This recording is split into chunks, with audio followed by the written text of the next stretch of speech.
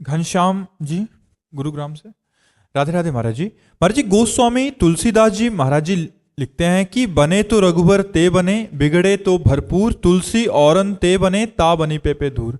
महाराज जी, किंतु जब उनके जीवन में शारीरिक संकट उपस्थित हुआ तो उन्होंने हनुमान स्तुति की रचना के माध्यम से उन्होंने हनुमान जी से प्रार्थना किया। उन्होंने श्री राम जी से प्रार्थना न करके हनुमान जी की शरण ली।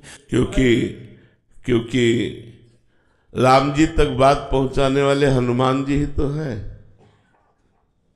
राम जी तक अगर हमारी बात पहुंचा सकते हैं तो हनुमान जी तो पहुंचा सकते हैं। राम दुआरे तुम रखवारे,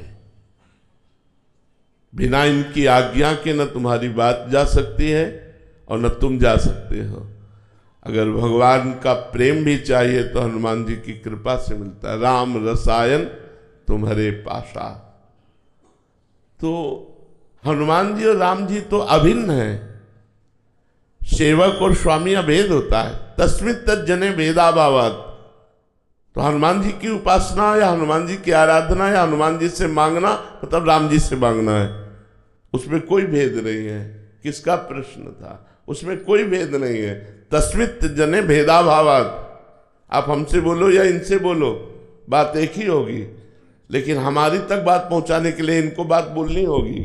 ऐसे ही राम जी तक बात पहुंचाने के लिए हनुमान जी की शरण होना पड़ेगा, हनुमान जी को प्रसन्न करना पड़ेगा, तभी राम जी का प्रेम प्राप्त होगा, राम जी की कृपा प्राप्त होगी। तो राम जी सुनते ही हनुमान जी की बात है, तो हनुमान जी से हमने कहा, हनुमान जी ने राम जी से कहा, बात बन गई। तो उसमें अनन्य भाव में कोई अंतर नहीं पड़ा। जैसे हम वृंदावनवासी प्रिया प्रीतम के अनन्य हैं, तो हम यमुना जी की भी वंदना करते हैं, हम खगमृग पशु पंछियों की भी वंदना करते हैं, हम यहाँ के संतों की भी वंदना करते हैं, ब्रजवासियों की वंदना करते हैं। तो ये थोड़ी हुआ कि हमारी अनन्यता में कोई फर्क हुआ। हम अनन्य ही हैं। हमारी श्री जी की बन के एक खगमृग पशु पंछी है, हमारी श्री जी की सखी यमुना जी है, हमारी श्री जी के घर के ब्रजवासी है, हमारी श्री जी के प्रेम में डूबे हुए रसिक जन है। तो श्री जी से संबंध रखने वाला श्री जी से अभिन्न माना जाता है। उसका आदर करना अपने इष्ट की अनन्यता में कोई अंतर नहीं है। समझ पाए आप?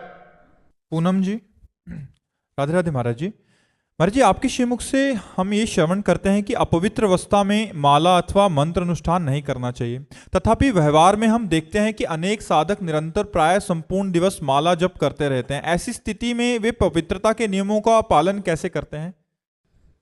अब जैसे हम अपने इस नजदीक से समझ सकते हैं ना, अब बाहर की तो हमें दिनचर्या पता नहीं वो कैसे चलता है, लेकिन जैसे हम लोग लघुशंका जाते हैं तो जल लेके जाते हैं और पूर्ण पवित्रता का निर्वाह करके हाथ पैर धो के आचमन करते हैं, तो हमारा जप चलता रहेगा।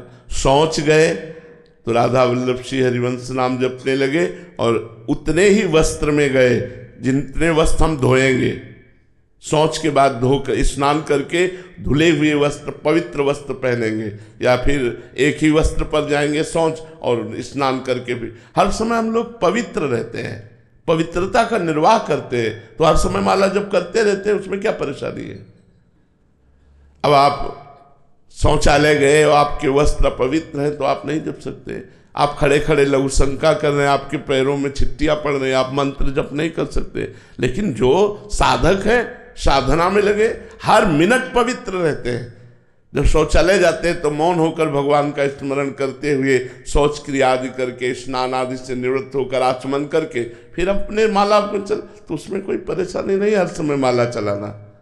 कोई शौच और लघुशंका में माला थोड़ी चलाता होगा, उस समय तो आंतरिक स्मरण चलता है। बाहर तो पवित्रता का निर्वाह है, हम पवित्र हैं, बस इतनी बात है। सामने वाला है वो हमें नहीं देखना है। आप समझ पा रहे?